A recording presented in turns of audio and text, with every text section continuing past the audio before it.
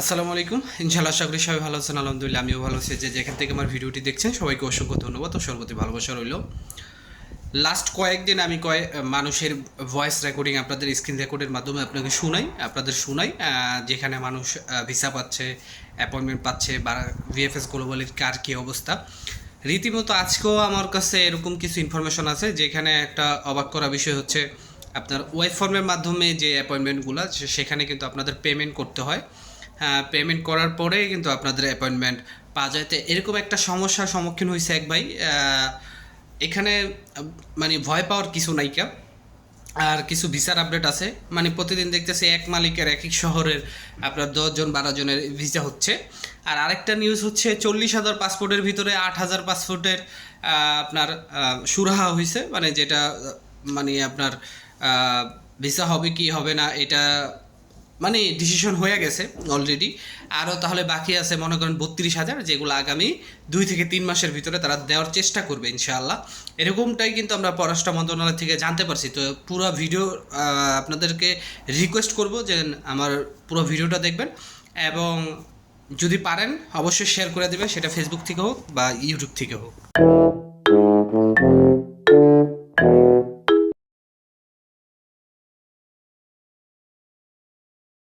তো সব কিছুর জন্য আলহামদুলিল্লাহ।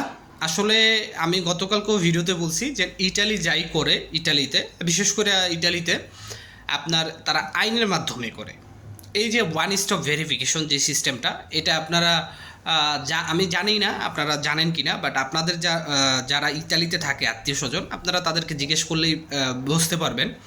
লাস্ট 2023 সালে বা 24 মার্চ এপ্রিল মাস পর্যন্ত এই ওয়ান স্টপ ভেরিফিকেশন ছিল না, যেখানে যে আপনার মালিকের কাছে এটা চাই ওইটা চাই। সিস্টেমটা ছিল কি, আপনার নলস্তা যদি অরিজিনাল হয় সেটা আপনি অ্যাম্বাসিতে জমা দিবেন, বাস অ্যাপ্রুভ হয়ে যাব, আপনি ভিসা পাবেন। ঠিক আছে, এরকমটা সিস্টেম ছিল যে নিয়মে আমরাও আসছি। তো এখন এই ওয়ান স্টপ ভেরিফিকেশন হওয়ার কারণ হচ্ছে এই ফেক নুলস্তার কারণে। বা ইটালিতে যেরকম ইটালির অবস্থা আমরা একটু জানি, তেমন আপনারাও কিন্তু বাংলাদেশের অবস্থা জানেন। অনেকেই বলেন ভাই বিভিন্ন জায়গায় গিয়ে ভিডিওগুলো করেন বা দেখান, আসলে এটা তো বাংলাদেশ না, চাইলেই তো আপনি কোনো অফিসিয়াল কাজে এখানে যেতে পারবেন না। যেমন কিছুক্ষণ আগে আমি ব্যাংকে গেছিলাম, তো সেইখানে আপনি অ্যাপয়েন্টমেন্ট ছাড়া কোনো কিছুই করতে পারবেন না এই দেশে। আপনি হুটহাট মনে করেন যে একটা কিছু করবেন, এটা এই দেশে সম্ভব না। তো যাই হোক, এরকম অ্যাপয়েন্টমেন্ট লাগে, আর নিজেরও তো কাজ আছে ভাই। কাজ কিছু কাজ মাজ কইরেই তো আপনাদের জন্য মনে করেন যে কোনো ইনফরমেশন যদি থাকে সেটা দেওয়ার চেষ্টা করি। এখন কাজ রেখে তো আর দেওয়া যাবে না। যাই হোক, মেন পয়েন্টে আসি।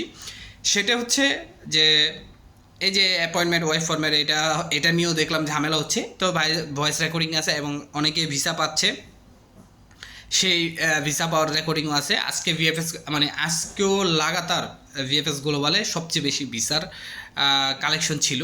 এবং যারা 2025 সালে ওয়েব ফর্মের মাধ্যমে অ্যাপয়েন্টমেন্ট পেয়েছে তারা 2-3 দিন বা একদিনের মধ্যে ভিসা পাচ্ছে। তো এরকম ভয়েসগুলোও এখানে আছে। তো ইনশাআল্লাহ আপনারা ভয়েসগুলি শোনেন, তাহলেই বুঝতে পারবেন। হ্যাঁ ভাই, পেমেন্ট অপশনটা 72 ঘন্টা আমার কালকে সকালে আসছে, মানে বাংলাদেশ টাইম 1টার দিকে আসছে।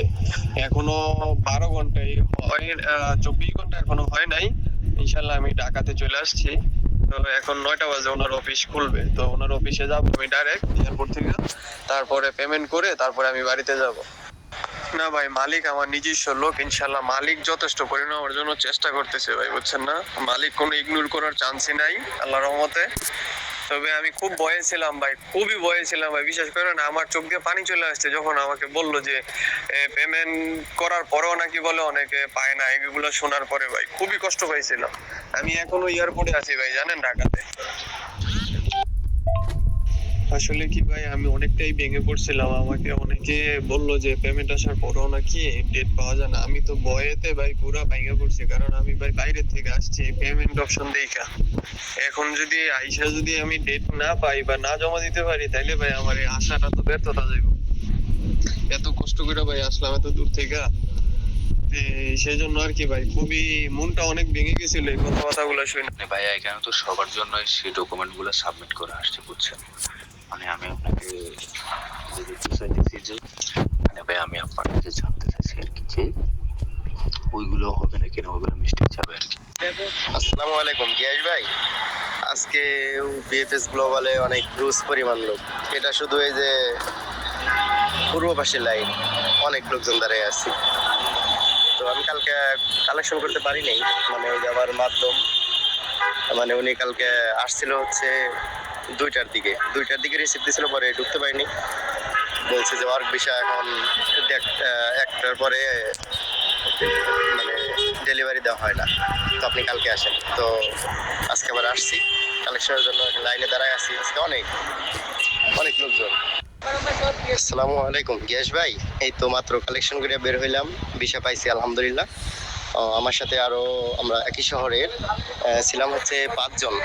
এই 5 জনই আবার মনে করেন 6 তারিখে জমা দিয়ে গেছিলাম। তো আমাদের একসাথে রেডি ফর কালেকশন আসছিল বিশ্ববিদ্যালয়ে। তো এই যে আমরা আজকে একসাথে কালেকশন করে বের হইলাম। এখন 5 জনের বিষয় হয়েছে আলহামদুলিল্লাহ। ওকে ভাই, ভালো থেকো। আসসালামু আলাইকুম গ্রুপের ভাইরা, একটা বিষয় আপনাদের সবাইকে ক্লিয়ার করা দরকার। আজকে আমাদের গ্রুপের বলেন বা অন্য গ্রুপেরও কয়েক ভাই ভিসা পাইছে। তো বিষয়টা আসলে খুশির, যদিও আমরা অপেক্ষা করতেছি, আমাদের রেজাল্ট এখনো আসে নাই। হয়তো আমাদের কারো কারো কাছে খারাপ লাগতেছে, আমারটা আসে নাই, ওরটা পেয়ে গেছে। তো কথাটা এইভাবে চিন্তা না করে এইভাবে চিন্তা করেন যে পাইছে, এতদিন অপেক্ষায় ছিল, পাইছে, আপনারটাও হয়তো সিরিয়াল আছে, পাবেন 2 দিন আগে আর পরে সবকিছু ঠিকঠাক। ঠিক আছে। তো ভাই মাত্র আসলাম ঢাকা থেকে, জমা দিয়া বিয়ে বেছে। তো অনেক লোক ভিসা কালেকশনের জন্য আসছে, অনেকেই ভিসা পাইছে, বেশিরভাগই ভিসা পাইছে।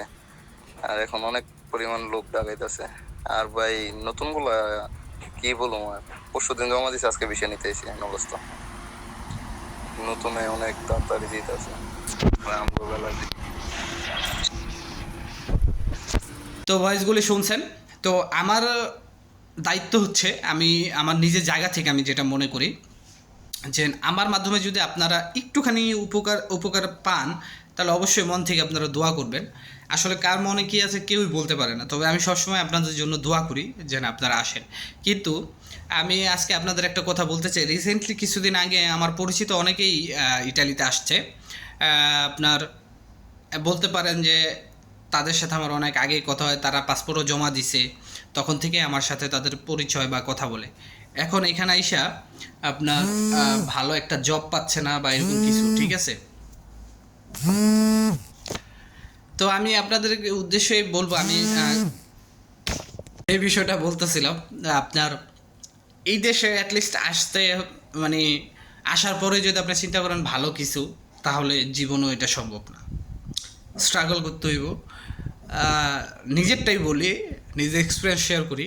আমি মাঝে, মানে আমার ইটালির বয়সে আমি মাঝে 3 মাস, একটা না 3 মাস 2.5 মাসের মতো বেকার ছিলাম, এবং আসার পরে 13 দিনের মতো কাজ করি নাই। তো আমি ঘাস কাটছি, ঘাস বুঝেন, মানে মানুষের কাছে ঘাস পরিষ্কার করছি। তো তারপরে হচ্ছে আপনার ফলের যে দোকানগুলি বসে, এগুলো নিয়ে আরেকদিন কথা বলবো একটা ভিডিও। তো এখন ভিডিও বড় হয়ে যেতেছে। তো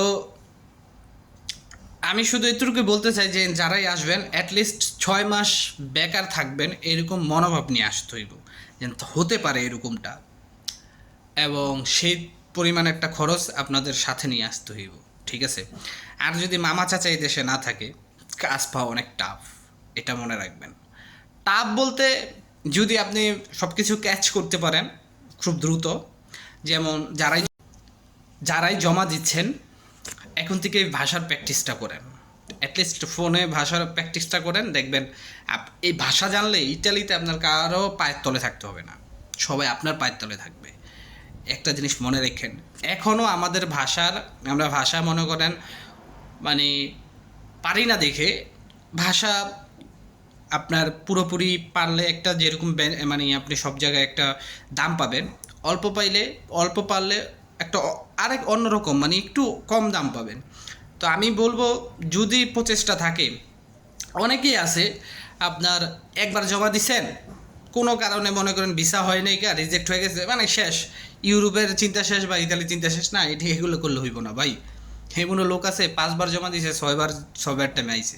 আপনার রিজিক কখন কোথায় থাকে বলা যায় না, চেষ্টা করেন, ইনশাল্লাহ হয়ে যাব। মনে রাখেন, এই আমি একটা কথা কইলাম ভাই হিসাবে, যারা একবার জমা দিয়ে মনে করেন যে রিজেক্ট হয়েছেন, যদি আপনার চিন্তা ভাবনা থাকে এই যে আগামী যে ফ্লোসিগুলো আসতেছে, এই ফ্লোসিতে সবচেয়ে থেকে বেশি আপনারা এই দেখবেন বাঙালিরাই মনে করেন ভিসা পাবে, এই নলস্তা পাবে। আর এই ফ্লোসিতে আপনারা আবেদন করেন, ঠিক আছে? এটা মনে রেখেন। তো সবাই ভালো থাকবেন, সুস্থ থাকবেন, সকলের জন্য দোয়া রইল। আসসালামু আলাইকুম, আল্লাহ হাফেজ।